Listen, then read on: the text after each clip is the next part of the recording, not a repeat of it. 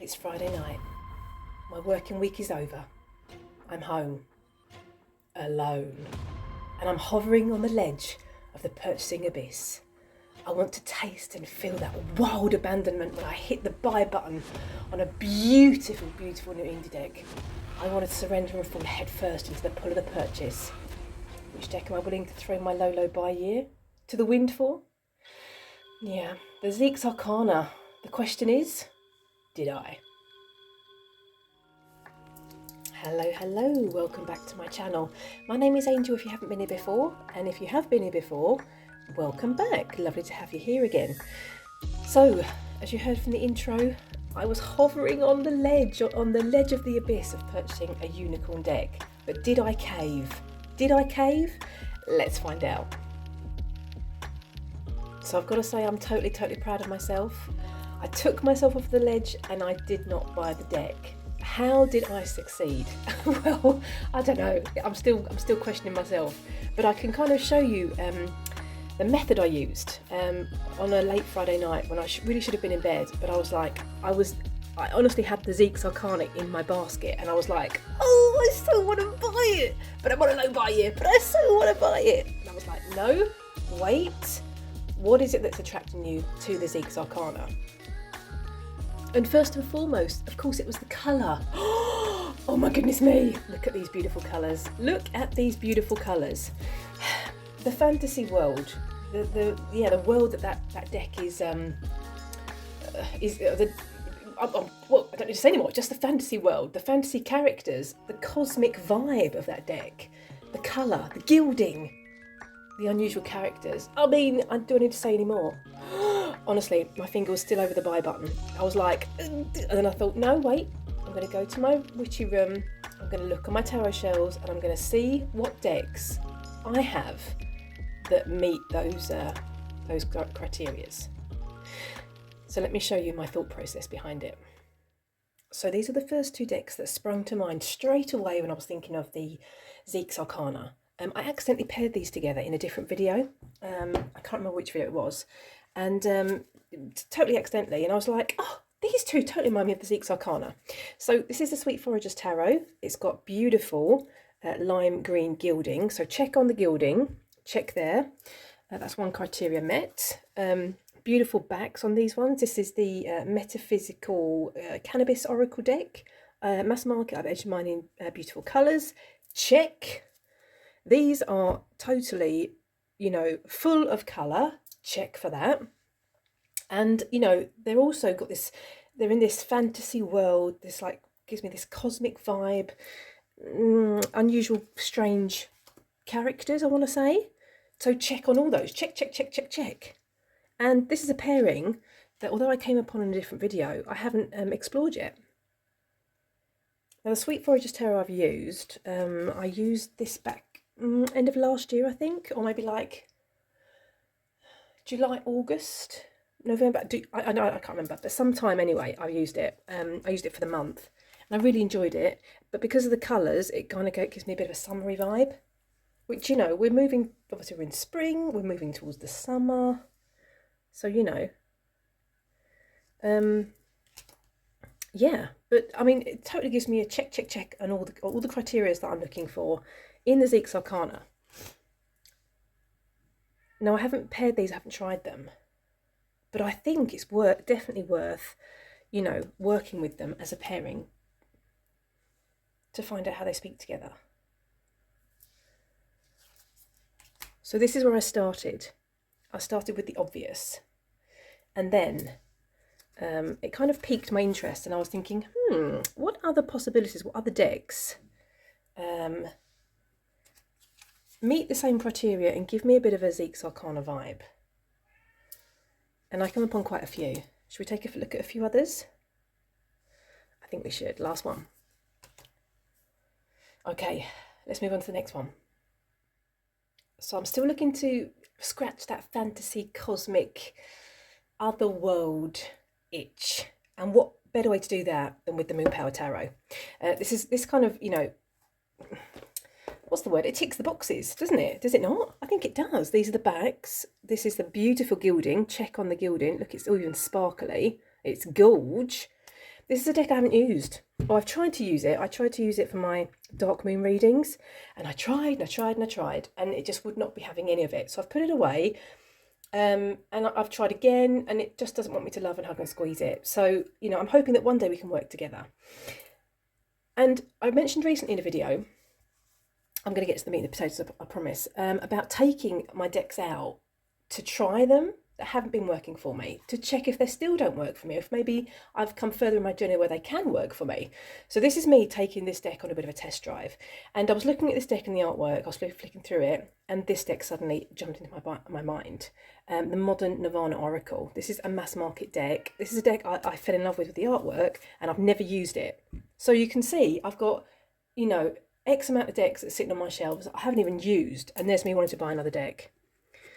It just doesn't make sense. So I started flipping these two together, and I started feeling that I was, you know, understanding what's going on in the images more in these cards, which I haven't previously. They've kind of really fallen flat for me, and I wonder if now is the time that I've come so far in my, or further on my tarot journey, whereby I can maybe, you know, understand this deck and start working with it. And I'm feeling that this artwork really, you know, speaks and works together. I'm not sure about the whole sigil card, or the sigil cards in this Nirvana deck, but, you know, they can always be taken out. But I think there is a definite something here. And it's a pairing I've never worked with. This deck I haven't worked with at all. You know, I've purchased it and it's been sitting on my shelf. So why do I need to bring another deck in? I don't. You know, I love the colourings in this deck. That's a check on the colours again. Then we've got another sigil card. Let's do that. I mean, I think they're really interesting keywords here as well. I haven't even looked at the guidebook on this deck. Look at this, it's gorge. Authentic expression with the Emperor. Love it. Resolution in the world. I'm going to take two more. Emotions and the Two of Swords. I mean, come on. Why am I not using these two? I should totally be taking these two for a test drive. Eight of Cups and Breathe. This gives me a David Bowie vibe.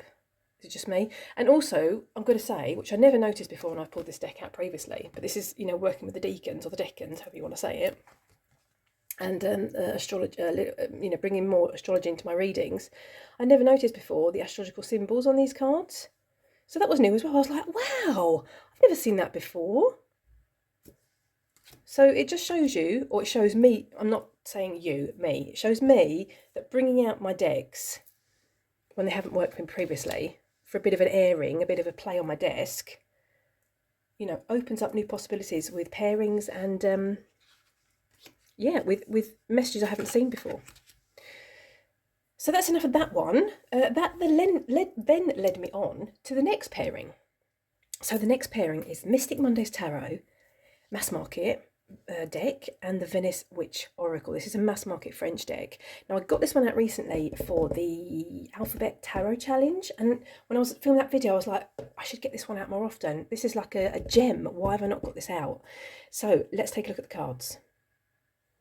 So we'll start with Mystic Mondays. These are the backs. This is a mass market deck as mentioned. Check out this gilding. I mean, check on the gilding. That's a definite yes. Look at that. Isn't that beautiful? Oh my goodness me. I totally forgot about that gilding on this deck. These are the Venice Witch, or this is the Venice Witch Oracle. This is French. Check out the gilding on this. Da, da, da, da, da, da, da. Check on the pink gilding. Love it. And I was using, I can't remember, wait, stop, breathe, think.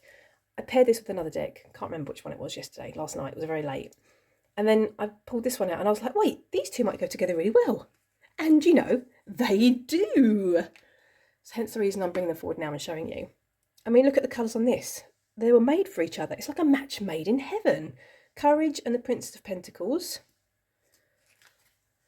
Abundance and the Emperor. I love this with the bear claws like coming round. That's really cool. That speaks of me of like Oh no, I'm not going to say it. Doesn't matter. Nope, scrap that. I'm not going to talk about it. I'm not going to say it. The guides and the high priestess. I like that. And the three always speaks to me like my higher self, my shadow self, and my inner child.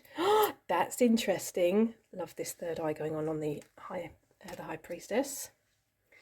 Strength and chance. I really adore the colours and the art style in this deck. But I think these two really go together. There's a lot going on here, and it's kind of paired back here. So love and the sun. I don't speak French, so I'm just kind of like winging this. Nature and the moon. Love this. She's like in a pond here. Like that. That water element. I'm going to take two more. I'm not going to try and guess what that word means. Maybe the apprentice? I don't know. I'm going to try and translate it for you. And the Four of Swords. And one last one. Death and the Chariot. Is it just me? Or do these two not go together? Okay, you've twisted my arm. Two more cards. Look at this. Oh, look at this. And look at this person hiding behind their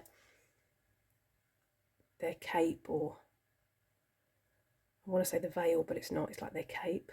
Like trapped. I love that. And the lovers. Oh, that's really interesting. That's very interesting. I like that. Okay, should we move on to the next pairing that I kind of pulled forward late last night? Do you want to have a look? Yeah, why not? Let's do this. So this is another deck that's not had any time on my desk at all. It was a deck that I saw maybe 2 years ago or something. It was under £20, and it's a really good box set in English. And then I decided to pair it with this one, the Earthcraft Oracle. Again, and another deck that doesn't get very much time on my desk. Should we look at the cards? I think we should. So let's start with the Earthcraft Oracle. These are the backs. I mean, check on the colour. I've edged mine in like purples and pinks. Let's do that. I mean, look at this. I mean, you couldn't get more colourful if you tried. And this is the, I don't know what that tarot deck is called in that big box, but this is the deck in any case. And I edged mine in like 3 different colours. You can see here it's blue, purple, and pink. And I did the same with like, what's the word? Metallic colours on the edges, which I actually quite liked. It was the first time I'd kind of done something different. Anywho, I purchased this deck because this deck reminds me of an indie deck, which I cannot remember the name of, so I'm going to put it on the screen for you. And when I saw this box set was for under £20, I think it was £18, and I was like, oh, I wonder if that's the same artist. I'm going to confirm that on the screen for you if it is, and the deck that it reminded me of as well. And that's why I purchased this one. And the cardstock, I'm just going to speak about the cardstock slightly. I'm sure there's people that love this cardstock. It's a bit like, I'm not very good on cardstock, but it reminds me of like rose petal. I know that sounds really bizarre for a mass market deck, but it's like when you shuffle it, it kind of wants to stay together, but it's really nice. It's like really bouncy. I haven't got any other mass market decks with this kind of cardstock. And I think that's what put me off. The cardstock it likes to stick together. Anywho, enough about that. Let's get to the cards. 8 of Pentacles with accept your gifts. I mean, hello. I'm not saying the art styles, particularly jive together, but does that matter? Don't really think so. Queen of Pentacles with the River Woman. I love all this like pattern going on behind as well. We've got pattern going on behind here.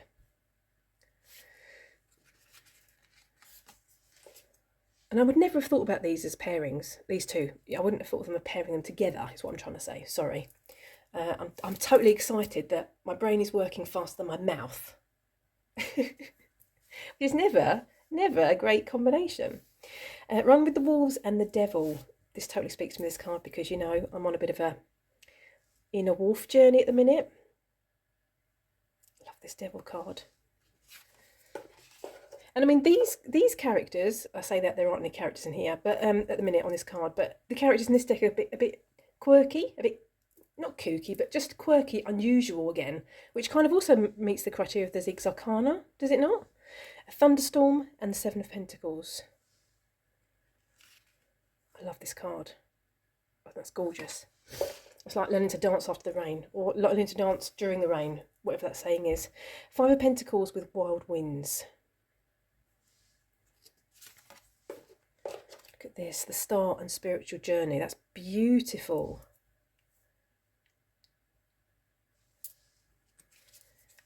Spirit of the East and the Eight of Wands.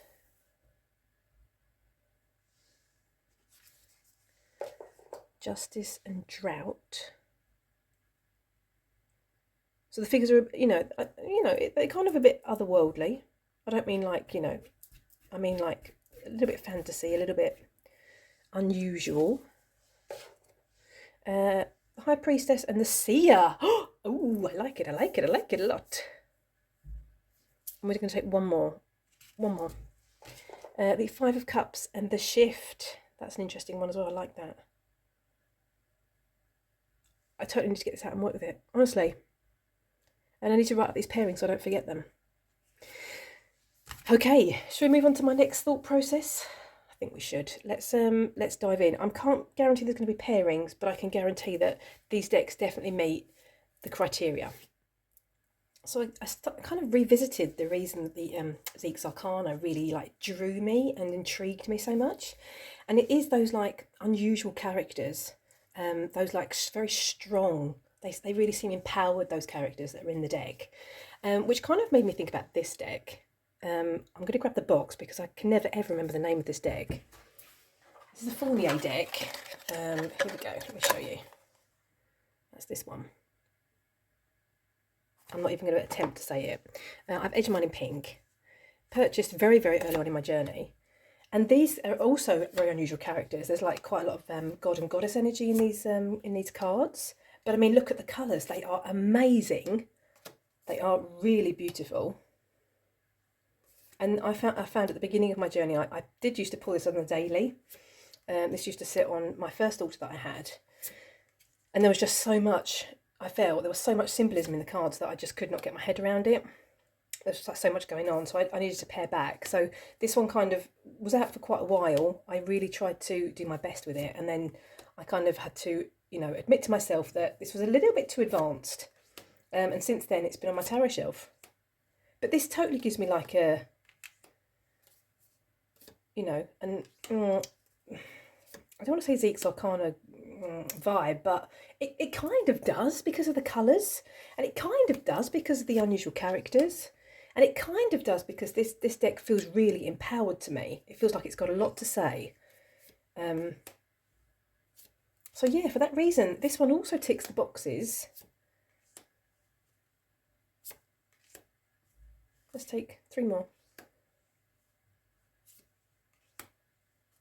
I mean, I'm sure if you've got the Zeke's Arcana, you're going to think, well, those decks, they don't tally at all. But obviously I haven't got it, and I don't know the energy of that deck. But these decks I'm showing here, they definitely give me the same kind of vibe, which makes me think, why do I need that deck? Looking through my collection yesterday or last night also gave me a bit of a wake-up call. That I have a lot of decks that, are sitting unused. This was another one that kind of struck me, Tarot Oscuro. I've used this a couple of times in my practice previously. These are the backs. I showed this one not too long ago. Warning for strangeness, warning or trigger warning maybe, and yeah, feeling uncomfortable. You might want to, jump along to the next deck. And this one has definitely got some weird, freaky characters in the images. So this kind of also meets that criteria. These very strange creatures in a very weird and wonderful world. It also, for me, ticks the box. Does it not? I mean, look at this. But these characters in this deck also feel like they're really strong. I mean, look at this. It's just crazy, man. I'm going to take a couple more. Just to make sure that you're definitely on the edge of your seat, uncomfortable. No, I'm joking. I'm not trying to make you uncomfortable. But they are, I mean, I'm going to show you this one. This one makes me makes my eyes twitch. My eye twitch. Look at this one. This toe is like, oh, that's something that makes me just really uncomfortable. We're going to move on to that last one. So yeah, that definitely, ticks the boxes for those unusual, weird and wonderful creatures. let's take a look at the next deck. Speaking of curious creatures, yeah, Chris Ann's Terror of Curious Creatures. These are the backs. I used this, I can't remember, end of last year, I feel. And I hadn't used it previously. And then I used it with the Nightweight Tarot and I want to say the Sacred Creative Oracle, can't remember. Anywho, blew my mind. I never expected it to be such a great reader as it is and was. And it sat on my tarot card for the longest time because I didn't feel my work with it was over. So I kept pulling it forward, you know. Yeah, so this is another deck that was like, you know, it sat on my tarot shelf for a long time, the longest time, until it started calling to me. But it's another deck that, you know, really, truly deserves more time on my desk. It's moved from my tarot card now back to my tarot shelf because there's other decks that are like, you know, calling to me and taking up my attention. But these are also, you know, curious, wonderful, very wonderful creatures. And I love, I've mentioned several times, I love the fact that the characters are stepping out of the card, almost like the border is almost like a portal. It's allowing the figures to come through. I love that. And that's the same with the Nightweight Tarot. I speak about that a lot. And I think that's kind of stemmed from my another unicorn deck, which is the Bubba Studios Alice deck, whereby the characters are like outside of the borders. And I think that's the first time I've seen that previously. It was seeing the Alice deck that kind of was like, oh, I've never seen that before. That's really unusual. And it didn't really occur to me when I first purchased this deck that the characters were stepping out, you know, of these almost like portals. And when I purchased the Nightweight Smith back end of last year, it was the same when I opened that deck and I was like, oh, I love this. I love it. So yeah, it's enough to speak about that. Yes, we're talking about weird, wonderful creatures, empowered creatures. I've definitely got a deck for that.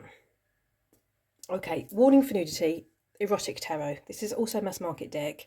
A warning for, wait, did I say nudity? I think I did. Speaking of empowerment, these characters in this deck are definitely empowered, strong, a little bit, what's the word I'm looking for? Like kind of in a bit of a, I don't want to say fantasy world, but I don't know. No, not fantasy world, that was wrong. I'm going to show you a few cards to kind of explain it. Not fantasy, what's the word I'm looking for? My mind has gone a complete blank. Anywho, this deck totally feels empowered to me. I've spoken about this deck before. I purchased it for my self-love practice, and the guidebook is quite, you know, it's quite sexy. It is quite sexy. But when I read these cards intuitively, they were really loving, and I'm not gentle. I'm just going to say loving, and accepting almost. Yeah, I think that's a good word as well. Yeah, and going back to Zeke's Arcana is a pip deck, and this is also a pip deck, which kind of like tick the box for that as well. I don't tend to buy so many pip decks. And you know, this deck is also colourful in its own right. Obviously, it's not as vibrant as Zeke's Arcana, but there is definitely, definitely got a beautiful colour palette. And I actually really like the pips in this deck. So yeah, so for that reason, this kind of ticks the boxes. And I like it that, you know, all the people are different colours. I mean, this person's blue. I love that. Okay, we're getting a bit risque now because I don't want to offend anybody. Also, tiny bit risque. Last one. There we go. Apologies. I am definitely going to put a special large warning at the beginning of this deck, the showing of this deck, so it doesn't offend anybody. But yeah, this also ticks the box, actually, surprisingly. I think I've got one last deck to show. Okay, so the last deck doesn't tick the the vibrant colour criteria. However, it does, I think, tick the fantasy world unusual creatures criteria. This is this one that I can never say. And this is an indie deck that I purchased on Kickstarter. I backed it on Kickstarter. Beautiful box. Opened it at Christmas or birthday last year, I can't remember. I got it in a bit earlier and I wrapped it for Christmas or birthday, whichever one it was. Beautiful backs, beautiful gilding, so it also ticks the criteria for the gilding, because the gilding is lovely, although it's black, not colour, but it doesn't matter. And I've never used it. I haven't used it because I haven't felt drawn to it yet. And there's me wanting to purchase another deck, another beautiful deck, don't get me wrong, when I haven't used this beautiful deck that's also, like, I feel in this very fantasy world. And actually now saying that, I'm now wondering, obviously we're at the beginning of April, I'm wondering if this might tap into the fairy tale theme I'm working with this month. Oh, what do we think about that? I'm going to say the colour has kind of like, what's the word? Put a limitation on me, which is it's a total self-imposed limitation, I've got to say. And this deck has totally spoken to me of the autumn. And I feel when I think about it now, in hindsight, I feel that I needed to wait until autumn came for the colours, you know, for the way these cards kind of speak to me, for this seasonal energy. These cards kind of speak to me of. Oh my goodness me, words, people, words. But of course, that's just my self-imposed limitations. And now I'm thinking this might be really interesting to work with for my fairy tale theme. Because does it not feel a bit whimsical? A bit fairy story? A bit Grimm's fairy tales? I don't know. What do we think? It could be an option. I haven't even shuffled this deck yet. So, I mean, that's how... You can see, I mean, there's me wanting to, you know, bring another deck into my collection when this beauty is sitting there unused. I mean, look at this, the bears. It kind of gives me a three, you know, no. How many bears were there in the fairy tale? 3 bears? Oh, look at the wolf. Oh, I'm wondering. Oh, look, here we go. Sorry, wolf. Sorry, wolf. That must be a sign. It's a sign. Oh my goodness me. Why am I not using this month for this fairy tale theme? I mean, come on, party people. Yeah, keep a watch out for this one. It might well turn up in April's decks and favourites. So yes, I think that was the last deck. I think that was enough, wasn't it? I mean, goodness me. So the question is, did I press the buy button on the Zeke's Arcana? What do you think? I'm going to show you how many decks I pulled out of my collection, and then you can, you know, let me know if you think it was a yes, I bought it, or no, I didn't. Let's bring forward some of those other decks. Okay, so let's have a look. So we've got 1, 2, 3, 4. Am I going to get this in shot? Probably not. 5, 6, 7, 8, 9, 10, 11, 12, 13 decks that kind of give me the same vibe, or a very similar vibe to Zeke's Arcana. So the answer is no, I did not purchase the deck, which is, you know, yay me. I'm very, very proud of myself. I'm very, very glad that I just came upon this idea to kind of pull out some decks, and as Lisa Pez says, try and scratch the itch. There were probably 3 or 4 other decks that I could have also pulled into this collection that would also have scratched the itch, actually, you know, because I have a lot of vibrant colour decks. So yeah, that's it. I you know, I'm not going to say I'm never going to buy the Zeke's Arcana, but I've kind of, what can I say? I know that the Zeke's Arcana is going out of print, and I had that FOMO, fear of missing out. I need to get it before it goes out of print, and I was so close yesterday to buying it. I really, really was. I cannot lie. But I'm really proud of myself that I stopped, thought it through, looked through my tarot shelf, shopped my collection. That's a great phrase. I shopped my collection. And, you know, after getting over the fear of FOMO, or the fear of missing out, I kind of came to my senses and was a bit calmer and saw the possibilities that I already have in my collection. So my plan is to bring some of these beauties out, work with them this month, and give them a chance to shine. La la la la. So yeah, there we are. I hope this video was helpful or interesting. Thank you very much for coming on this journey with me. My low buy year latest update is coming very soon, so keep your eyes peeled for that one. Otherwise, I'm going to thank you so much for spending some time with me. Have a lovely morning, afternoon, or evening wherever you are. Take care. Look, I can't even get my hands in shot. I've got so many decks on my desk. Take care. Toodaloo!